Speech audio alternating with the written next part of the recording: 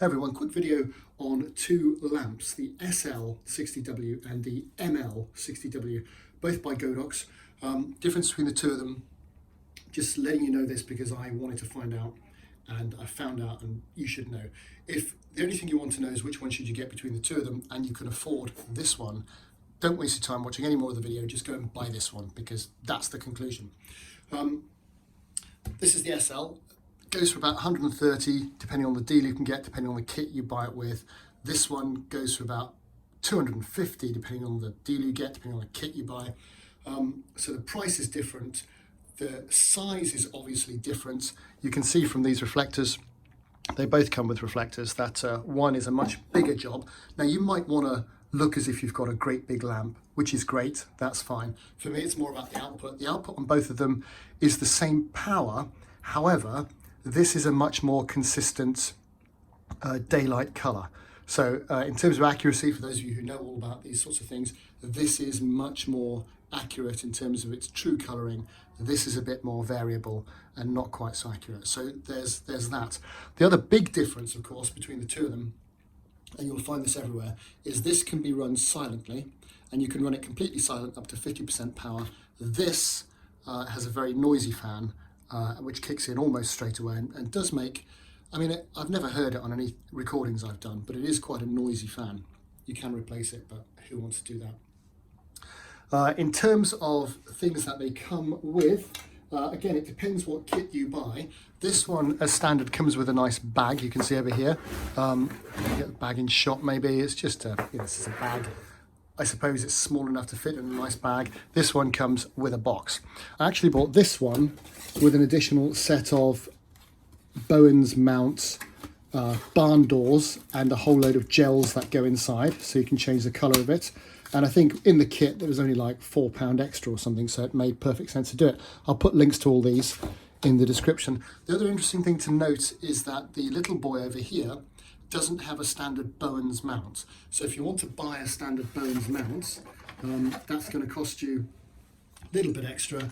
I'll put a link to the one that you need to buy in the description. It's very important that you get the right one because there's lots of different ones. This fits on quite nicely and then gives you what's called a Bowens mount. You can take all the peripheries off of here if you want, and it just clips on the front, and then you've just got a nice conversion ring.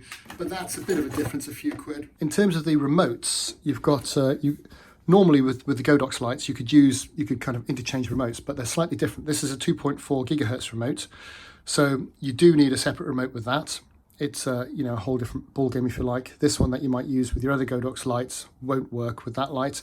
They've both got the same feature whereby whatever you set the lamp on, you can set the lamp manually, of course.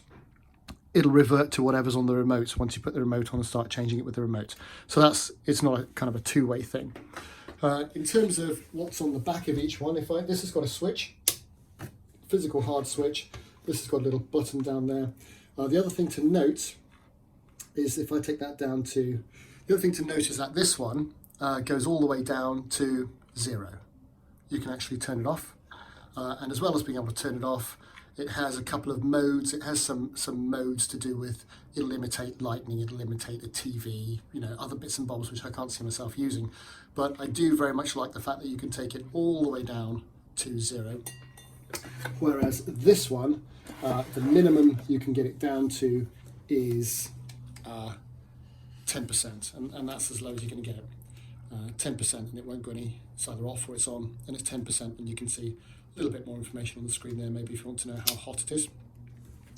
So that's that. The other difference would be that there's a lot of moaning around the place about this handle being a bit dodgy in terms of angling what is quite a heavy light. I've not found it a problem. If you just twist it robustly, it's all fine. This, on the other hand, is a lot easier.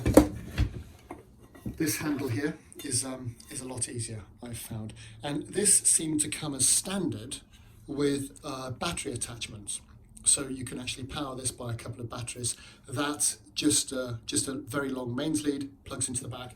This has an adapter, so mains lead into an adapter into the lamp, and then it also has a battery unit which will take 2 batteries. If I look at what I bought it with in a kit, you'll be able to see the batteries there.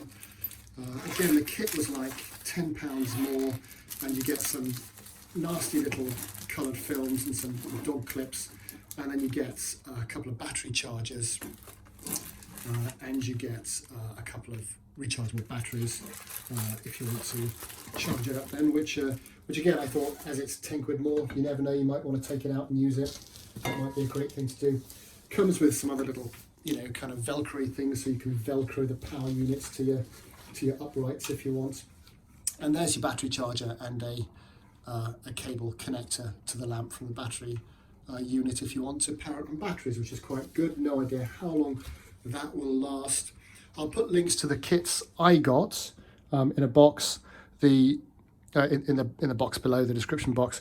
I said box because the Godox just comes. The Godox SL just comes in a box. Whatever. This comes in a bag. I'm not sure. I'll leave it on a stand for most of the time. I'm not entirely sure I'll need the bag. But there we are. Between the two of them, you know, they're both brilliantly bright lamps, and I use them, generally speaking, for just a key light for when I do some online videos and that sort of stuff, for interviews and that sort of thing.